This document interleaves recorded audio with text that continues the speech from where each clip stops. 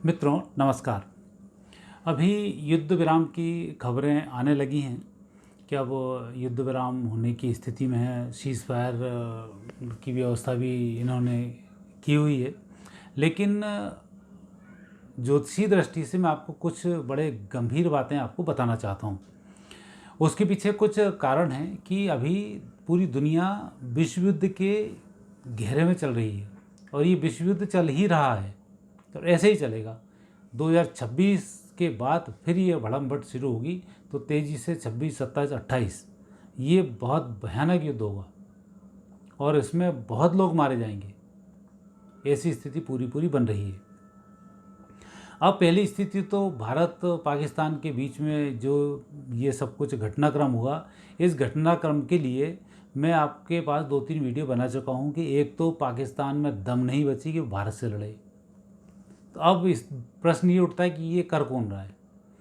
अभी अमेरिका पड़ा हुआ है चीन को डुबोने के लिए, और भारत के बिना वो चीन पर पार आसानी से पा नहीं सकता। तो सबसे पहला काम तो अमेरिका ये चाहता है कि भारत भी शांत बैठे और मैं चीन पर अटैक करूं, और चीन ये चाहता है कि भारत पाकिस्तान उलझे रहेंगे तो मैं थोड़ा सेफ रहूँगा। और पूरे पाकिस्तान की आर्मी और पूरे पाकिस्तान के आतंकवादी ये सब चीन के द्वारा संचालित हैं। इसलिए लाख ये चाहे समझौता मुनीर कर ले, चाहे वहाँ का प्रधानमंत्री कर ले, वो समझौते का उल्लंघन होता ही रहेगा। और ये पूरे विश्व समुदाय का ध्यान बांटने की कोशिश है जो चीन यहाँ पर कर रहा है। अब आपको दूसरी स्थिति भारत के बारे में समझना चाहिए कि चीन जानता है कि भारत मूर्ख हिंदुओं का देश है। जरा से इनके बीच में अटैक कर दो, अभी 1500 मर गए तो अभी मोदी के खिलाफ पे ढोल बजने इनके शुरू हो जाएंगे। वो तो किस्मत थी कि उसके कोई भी अटैक काम नहीं आए और लगातार जीत मनती रही और मूर्ख लोग जश्न मनाते रहे। उन्हें लग रहा है बहुत अच्छा हो रहा है, समझ उसको पाएंगे नहीं और स्थिति नेगेटिव हो जाएगी। एक चुनाव सर पर है, एक चुनाव फिर आने वाला है, तो अभी 2026 तक तो हम चुनाव से ही फ्री नहीं हो पाएंगे। एक स्थितियाँ ये बन रही है। तो अब जो वर्तमान परिस्थिति चल रही है, ये सीज़ फायर की जो स्थिति है, ये ऐसे ही उल्लंघन होते रहेंगे और इसका उल्लंघन चीन ही करता रहेगा। ना तो पाकिस्तान की सेना कुछ करेगी, ना पाकिस्तान की राजशाही कुछ करेगी।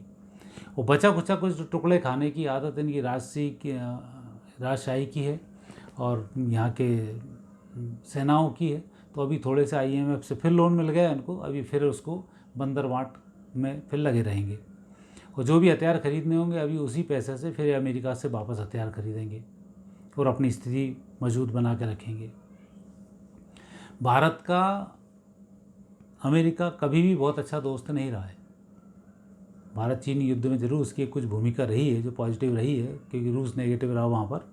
लेकिन अब जो स्थिति वहाँ बनने वाली है, उस स्थिति में आने वाले समय में भारत और अमेरिका भारत का विरोध करेगा। अभी तो उसका चूँकि स्वार्थ है, इसलिए थोड़ा सा भारत को सहयोग दे रहा है और भारत को अपने पक्ष में करने के पक्ष में है। लेकिन भारत इतनी बड़ी गलती नहीं करेगा, क्योंकि भारत की कुंडली में जो योग हैं रूस से मित्रता के योग हैं, और रूस और भारत मिलकर पूरे विश्व युद्ध को ठंडा करेंगे।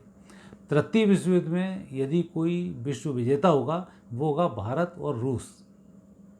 चीन अपने 5 टुकड़े करा बैठेगा और चीन की स्थिति बहुत बुरी हो जाएगी। पाकिस्तान बांग्लादेश का वजूद ही नष्ट हो जाएगा और ये पूरे भारत में मिलेंगे। ये बलूचिस्तान ये अभी भारत कर जरूर रहा है, लेकिन ये बलूचों के दम नहीं है, ना अफगानिस्तान की दम है कुछ कर पाएँ। जब युद्ध शुरू होगा तो ये बहुत बुरी तरीके से मारे जाएंगे और ऐसी स्थिति निर्मित होते बहुत देर नहीं लगेगी। अब समय ज़्यादा बचा नहीं है। ये सारा खेल होगा 2026 में। अब 26 तक भारत की जो आर्थिक स्थिति में जो सुधार हो रहा था, उस सुधार से सबसे बड़ा भय है चीन को, कि हम जितने मजबूत होंगे चीन उतना ही कमज़ोर होता जाएगा। और भारत की आर्थिक स्थिति सुधरने का एक डर है अमेरिका को भी, क्योंकि जब वो चीन से निपट लेगा फिर भारत से टकराना शुरू करना पड़ेगा उसे, क्योंकि उसको बादशाह चाहिए। और अमेरिका की किस्मत इतनी बेकार है कि इस विश्व युद्ध में अमेरिका जैसे पाकिस्तान की धज्जी उड़ी है, ऐसी ही अमेरिका की धज्जी उड़ेगी और उसकी बादशाहत समाप्त हो जाएगी। आने वाले समय में अमेरिका की बादशाहत टोटल समाप्त होगी और बादशाह के रूप में 2 ही देश उभर कर आएंगे, रूस होगा और भारत होगा।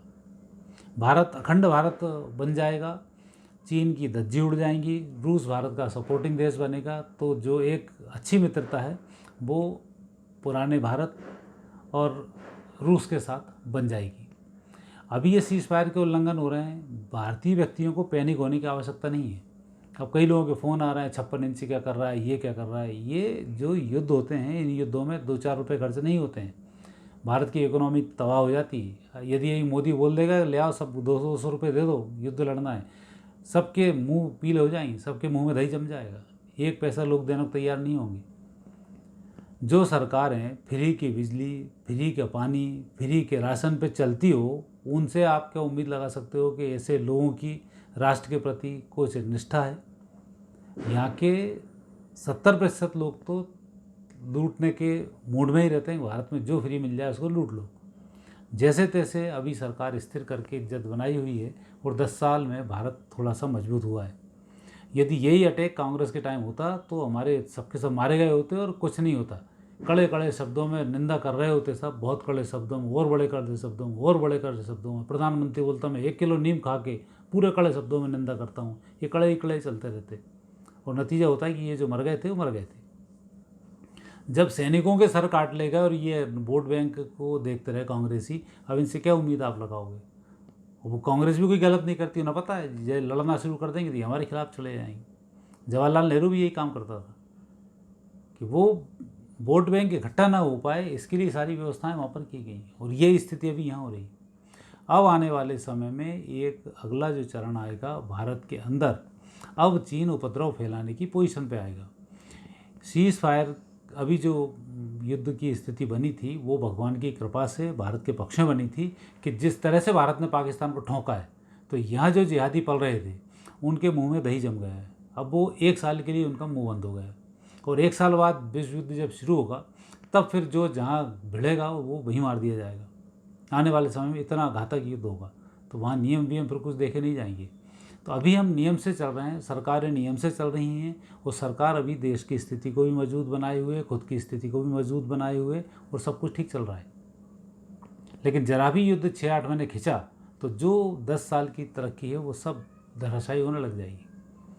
इसलिए भारत के हित में भी ये सीज़ फायर था कि थोड़ी सी शांति रखें और दुनिया को भी बताना था कि सीज़ फायर पाकिस्तान नहीं कर रहा है, ये जो उल्लंघन करेगा वो चीन करेगा। चीन के हथियार आपने देख लिए, मैं पहले से ही बोल रहा था कि पाकिस्तान के खुद हथियार नहीं है, ना उसको बनाना आता, ना उसने सुई बनाई। तो अभी भी जो हथियार मिले हैं वो चीन के मिले हैं, टर्की के मिले हैं। टर्की को उसने इसलिए शामिल किया हुआ चीन ने कि वो नाटो देश है। भारत यदि टर्की पर हमला करता तो नाटो देशों से सीधी खटपट होगी, तो थोड़ी सी व्यवस्था वहाँ से करा लेता है, क्योंकि इन मुस्लिम कंट्रीज़ पर चीन का एक अच्छा दबदबा है और ये सब उसके गुलाम हैं। चूँकि ये गुलाम ही रहे हैं तो गुलामी में ही इनकी आदत है, इसलिए उसको बड़ा भाई मानते हैं और उसको गुलाम बने हुए हैं। जैसा वो बोलता है वैसे ही ये करते हैं। तो अभी हमारी टकराट होगी चीन से, और चीन डायरेक्ट सामने नहीं आए। क्यों? क्योंकि व्यापारी देश है, व्यापारी में दम नहीं होती, सामने टकरा है। वो आपको खरीदने के लिए 2 भाइयों को लड़ाता है और उसके में फिर खुद बंदर बैठकर 2 बिल्लियों को भिड़ाकर ब्रेड खाता रहता है। तो वो इस स्थिति में है कि अभी 2 ये लड़ेंगे तो उसका कम से कम फ़ायदा होगा, अमेरिका का मूड डाइवर्ट होगा। अमेरिका जो प्लानिंग कर रहा है चीन के खिलाफ, वो प्लानिंग में वो सक्सेस नहीं हो पाएगा। ये उसकी पूरी योजना है। क्वाड देश हैं, जो एक स्थिति बनी है, ये मजबूत स्थिति तो बनी है। ये वो भी समझ रहा है कि यदि मैं डायरेक्ट आया तो मेरी स्थिति कुछ भी नेगेटिव हो सकती है। और अभी इसने पाकिस्तान के विरोध में लाके अपने उसमें ड्रोन भी चेक कर लिए, अपनी मिसाइलें भी चेक कर ली, वो सब फुस्सी बम निकले। चीन का माल रात भर का रहता है तो रात भर का ही माल निकला और ये सब जीरो हो गए। तो ऐसी जो स्थिति बन रही है, ये अभी देश विकट परिस्थिति में चल रहा है। तो देशवासियों को सरकार के साथ रहना चाहिए, बहुत संयम की आवश्यकता है। और इस देश को कभी भी धन की आवश्यकता पड़ सकती है, तन की आवश्यकता पड़ सकती है, उन सब के लिए आपको तैयार रहना चाहिए। नहीं तो मारे जाते रहोगे, एक देश बचा है वो भी हाथ से खो बैठोगे। ये क्षणिक स्थितियाँ बताती हैं। हालांकि ज्योतिष बताता है कि ये भारत अब विश्व गुरु बनने की ओर है। प्रभु इसकी रक्षाएं करेंगे। आने वाले समय में नए नए देवी देवताओं का अवतरण होगा और भारत की स्थिति में लगातार सुधार होगा। मित्रों, आज इतना ही। कल फिर नए विषय के साथ आपसे भेंट होगी। आज्ञा दीजिए। नमस्कार।